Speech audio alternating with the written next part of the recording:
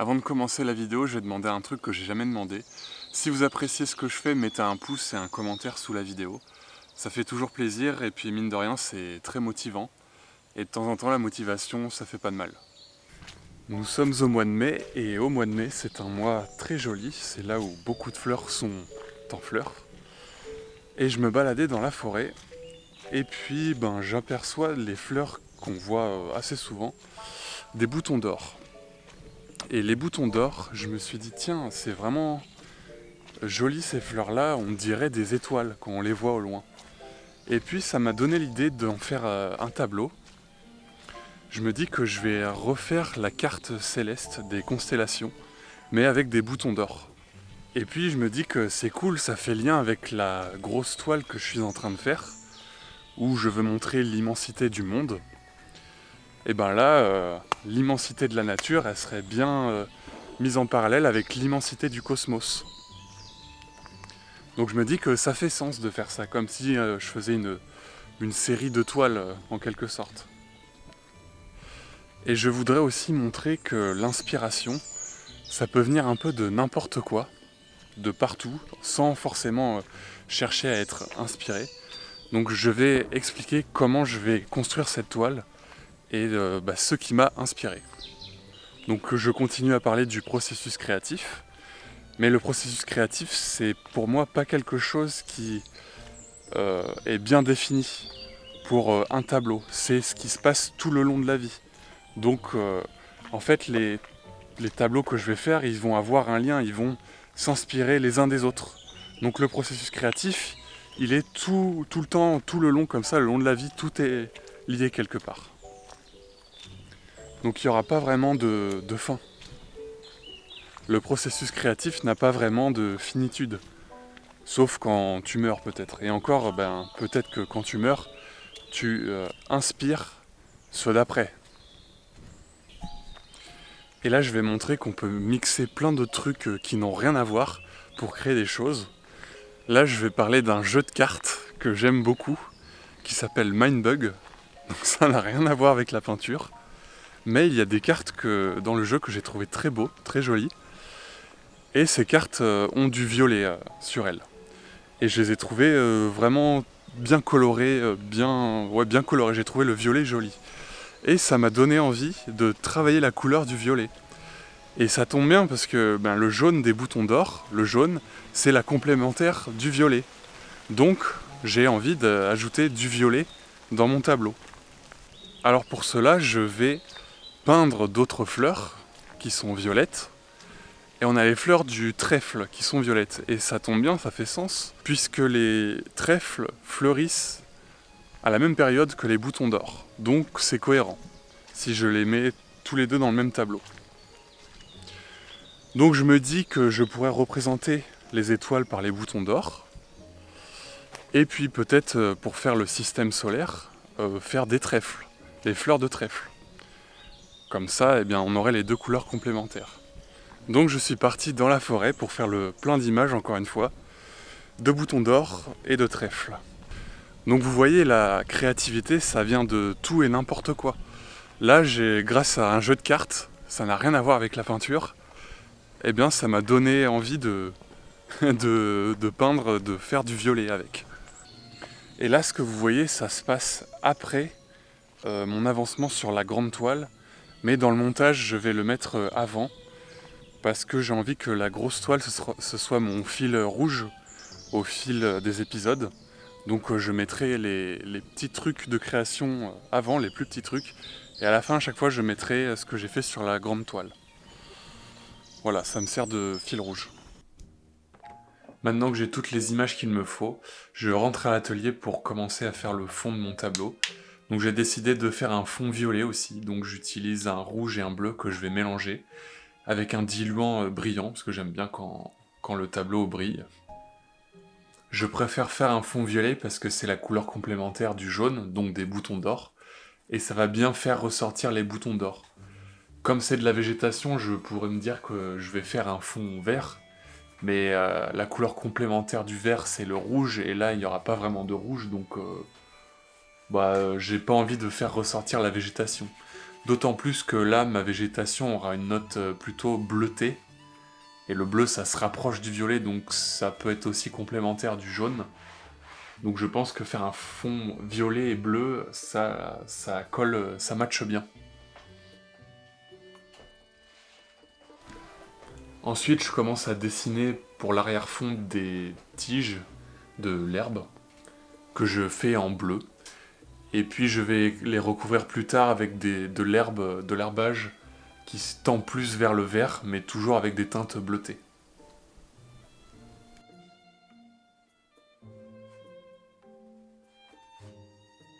Pour cette peinture, je vais m'arrêter là parce que sinon la vidéo va être beaucoup trop longue. Donc maintenant, on va passer à l'autre peinture, celle qui me sert de fil rouge.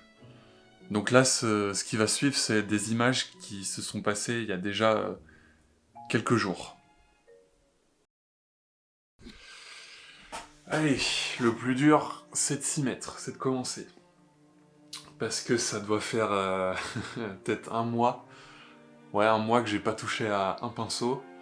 Et puis ça, c'est le type d'activité où il faut être régulier, sinon c'est dur de se lancer. Et puis là, en plus, je suis à la phase où ça ressemble un peu à rien. Donc, commencer une activité sur un truc qui nous plaît pas et où ça ressemble à rien, où on galère, c'est compliqué. Ma composition, c'est bon, je l'ai. À la dernière vidéo, j'expliquais que je m'étais entre guillemets trompé de bleu. Finalement, celui-là ne me plaît pas. On va plutôt partir sur le bleu que j'utilisais sur mes anciennes peintures.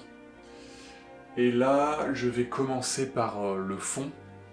Donc cette partie. Il vaut mieux commencer par le fond parce que comme ça on fait son fond, on a nos couleurs. Et une fois qu'on a le fond de fait, on va pouvoir rapprocher petit à petit les éléments les plus éloignés jusqu'à ceux qui sont plus proches. Comme ça, eh bien, mes éléments qui sont dans le fond, je vais pouvoir dessiner, enfin peindre sur le fond qui est déjà fait. Alors que si je fais les éléments qui sont au premier plan, et ben après ça va être galère de faire le fond, il va falloir que je fasse attention à pas recouvrir les détails qui dépassent, tous les machins qui dépassent. Surtout que là, c'est un truc où il y a de l'herbe, des feuilles partout, donc il y aurait plein de trucs dans l'idée qui viendraient recouvrir le fond. Donc il vaut mieux faire le fond de façon uniforme, bien définie comme ça, puis ensuite faire les éléments qui se rapprochent petit à petit. Là, pour le fond de ma toile, il faut quelque chose de très flou. Quand on regarde des photos ou des vidéos d'insectes dans la nature, on voit que le fond derrière, c'est le feuillage, le branchage, tout ça, mais c'est très très flou, donc ça fait des taches un peu fondues entre elles-mêmes, et ça donne cet effet de perspective. Donc il faut que je reproduise quelque chose de similaire sur ma peinture. Alors j'ai fouillé dans mon stock de vidéos, je pense que j'ai trouvé l'image parfaite. On voit le chemin de forêt qui s'enfonce très loin. On voit la forêt également qui est rapetissie grâce à la distance. Et on voit aussi cet éclat lumineux au loin qui renforce la perspective, la lointaineté, je sais pas si ça se dit, le fait que ce soit plus loin, quoi. Je vais juste modifier quelque chose, c'est que dans mon image en stock, il y a 2 arbres dans le fond qui ressortent. Ils seraient plus de ce côté-là, avec la forêt qui reprend comme ça et qui rapetissit, et le chemin qui s'en va comme ça. Sauf que là, on peut voir le chemin, le bout de bois qui forme un chemin, un pont. Ça irait un peu dans le même sens par là-bas. Donc ça fait que la toile, hop, si on suit le sens de la toile, on s'en va comme ça, avec le chemin en loin. Mais moi je vais casser ça, donc les 2 arbres qui ressortent sur l'image, au lieu de les mettre ici, je vais plutôt les mettre ici comme ça. Comme si ça barrait un peu la route. Et ça ramènerait le regard vers le centre de la toile, là où se trouve la cité, la souche, la fourmilière. Maintenant je dessine ce que j'ai expliqué avec la peinture bleue. Mais comme un con, je réutilise le bleu que j'avais dit que je voulais plus utiliser. Parce que j'ai pas fait attention, mais c'est pas très grave, c'est juste pour dessiner et me repérer, ce sera tout recouvert. Donc là, ça ressemble un peu à rien, hein. Je cherche, je tâtonne pour voir où ce sera le mieux, quoi. Maintenant, j'applique un blanc de zinc. Il existe différents blancs. Le blanc de zinc, c'est un blanc transparent, donc c'est bien pour recouvrir et fondre des zones. C'est bien aussi, par exemple, pour faire des effets de brume. Voilà, donc ça dépend ce qu'on va en faire, mais là, la situation s'y prête très bien pour tout recouvrir, pour tout fondre, pour atténuer les bleus que je ne veux plus utiliser et que je ne veux plus que ça se voit. Mais comme tout n'est pas recouvert, je vois encore le dessin derrière, donc ça va m'aider pour faire la suite. Là, mon pinceau est trop imbibé de blanc, donc je l'essuie dans la zone qui sera le plus lumineuse, et j'étalerai tout ça après.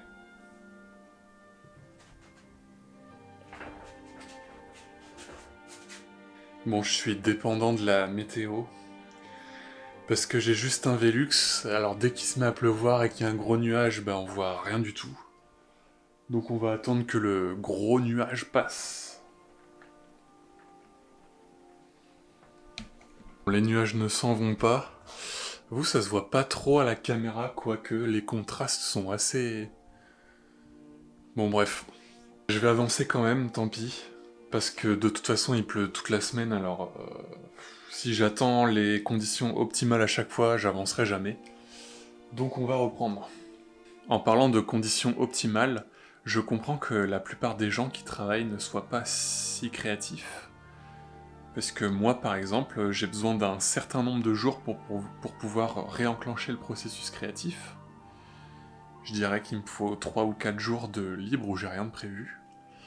Parce que le premier jour, je vais avoir besoin de décompresser des jours où je n'étais pas libre, donc je vais avoir besoin d'avoir des plaisirs faciles et rapides. Comme par exemple de la nourriture sucrée, grasse, regarder des séries, ce genre de trucs là, les jeux vidéo. Et ensuite, une fois que je me suis lassé de ça, le deuxième ou le troisième jour, et bien là, je vais pouvoir enclencher le processus créatif. Et je pense que ça vient avec l'ennui. Notre cerveau, quand il s'ennuie, eh bien, il devient créatif. Donc il a besoin de temps, il a besoin que ces choses-là s'installent. Je mélange mon bleu et mon jaune. Je commence à dessiner les arbres qui sont au loin avec mon propre vert, mais je veux que ce soit une peinture très diluée, très claire, donc pour l'éclaircir, et pour ne pas qu'elle soit très nette, je vais beaucoup la diluer avec de l'eau. Il y a plusieurs façons d'éclaircir une couleur. On peut mettre du blanc, ou bien on peut la diluer. Mais avec les deux techniques, on ne va pas obtenir forcément le même résultat. Moi, ce qui m'intéresse, c'est d'avoir quelque chose de lointain, de fondu, de clair. Donc je vais ajouter de l'eau pour avoir une transparence.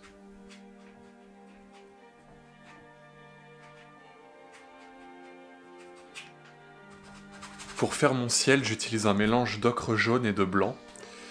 Dans la vidéo précédente, j'avais expliqué qu'il fallait utiliser le moins de teintes différentes possibles. Donc un jaune, un seul rouge et un seul bleu. L'ocre jaune, je ne le compte pas comme un jaune, je le compte plutôt comme un brun. Et les bruns, on peut les utiliser, je trouve que ça ne compte pas vraiment dans les teintes qu'on utilise. Les bruns, c'est plus pour faire des lumières, pour faire des ombres, des détails ombrés, ce genre de choses-là. On peut en ajouter. L'ocre jaune, je ne le compte pas comme un autre jaune. Donc je pense que ça va rester harmonieux. Surtout si l'ocre jaune, je continue à m'en servir ailleurs dans la toile, par exemple sur ma souche d'arbre ou sur mon bout de bois, sur mes feuilles mortes.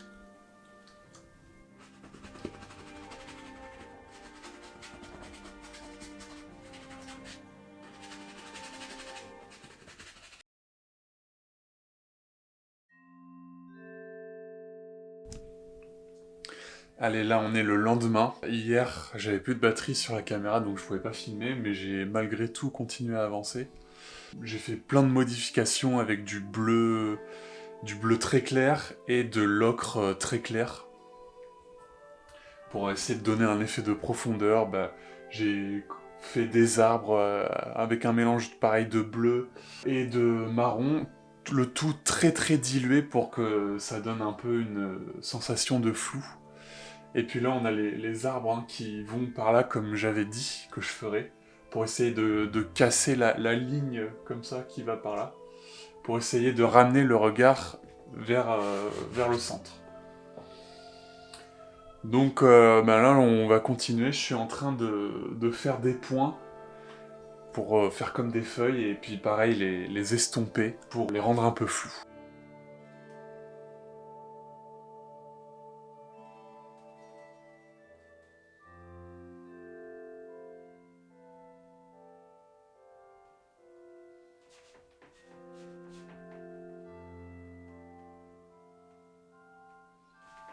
J'ai plutôt bien avancé mon fond. Je suis assez satisfait, hein. Je dis pas que c'est fini, mais je pensais pas arriver à ce résultat-là. Mais là, il pleut encore et on voit rien, donc je vais déménager tout mon matos de travail, et puis on va changer de pièce.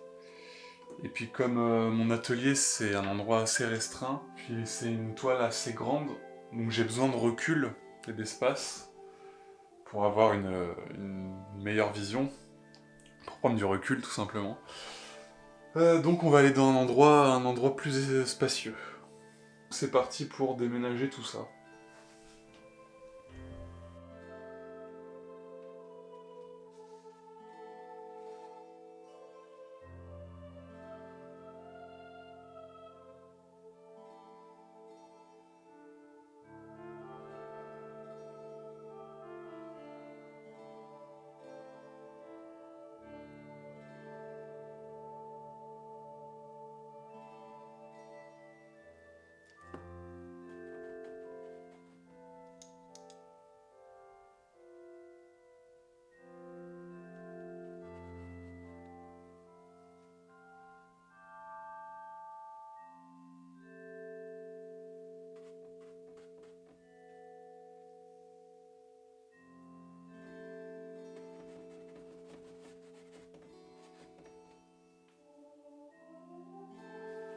Ce qui m'inspire pas mal pour faire les couleurs de mes végétations, c'est les paysages qu'on retrouve dans les studios Ghibli.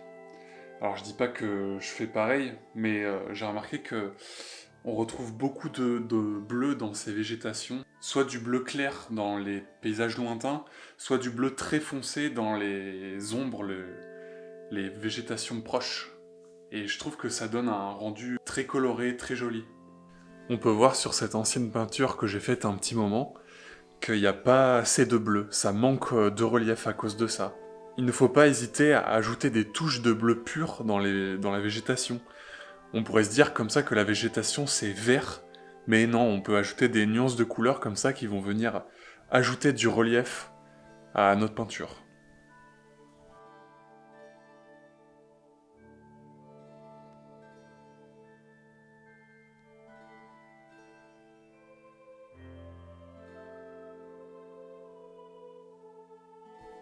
Je commence à dessiner un cadavre de cerf au deuxième plan, puisque dans la précédente vidéo j'avais dit que je mettrais un cadavre de cerf, parce que quand je suis allé à la recherche de mes images, je suis tombé sur un cadavre de cerf, et je vais l'intégrer dans mon tableau pour faire comme une sorte de souvenir. Et puis je suis assez content parce que quand je demande aux gens ce qu'ils pensent du cerf dans le tableau, ils se disent mais quel cerf? Et je leur dis bah tu vois pas le cerf là? Je fais ah ouais le cerf! Et c'est ce que je voulais qu'il soit assez discret en fond. Et je pense que c'est plutôt réussi puisque les gens qui ont vu le cerf ils disent ah bah je l'avais pas vu, mais maintenant que tu me l'as dit, ouais c'est vrai, je vois que ça. Je retravaille ensuite mon fond avec un mélange de bleu et de marron. Et puis je vais ajouter des petits branchages, des feuilles mortes. Les feuilles mortes que je vais faire en ocre jaune, qui vont rappeler l'ocre du ciel. D'ailleurs on voit là j'utilise l'ocre pur. Bah ça fait pas vraiment un jaune, ça fait un orange, un marron. Mais on est quand même loin d'un jaune. Et puis je vais aussi ajouter des brins d'herbe par-ci par-là.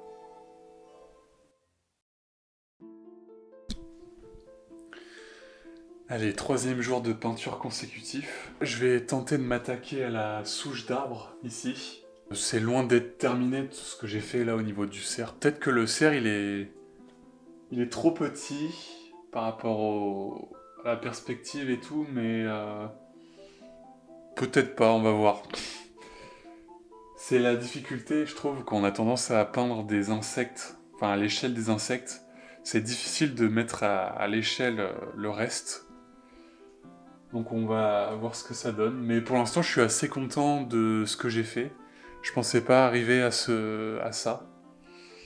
Même si c'est encore loin d'être fini. Pour la souche d'arbre, je vais encore une fois m'inspirer d'images que j'ai capturées dans la forêt.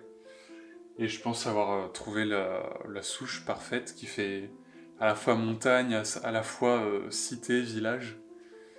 Donc on va reproduire ça à ma sauce. Et puis c'est parti. Je vais faire ça en gros. Je dégrossis un peu tout et je viendrai faire du détail après, plus tard.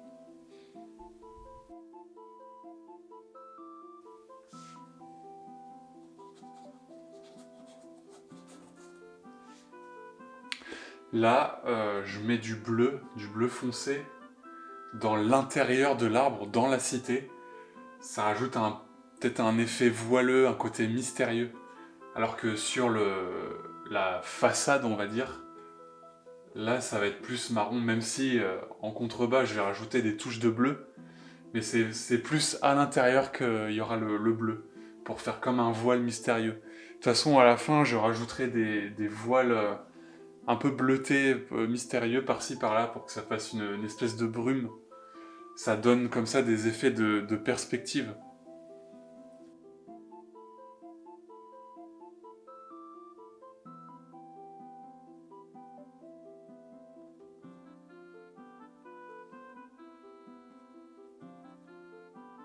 Pour cette vidéo, je vais m'arrêter là. J'ai pas filmé, mais j'ai ajouté quelques petites touches de végétation et j'ai précisé les primes verts. Donc ça commence à se préciser, je suis assez content de moi pour l'instant. Et normalement, on se retrouve dans une prochaine vidéo pour la suite.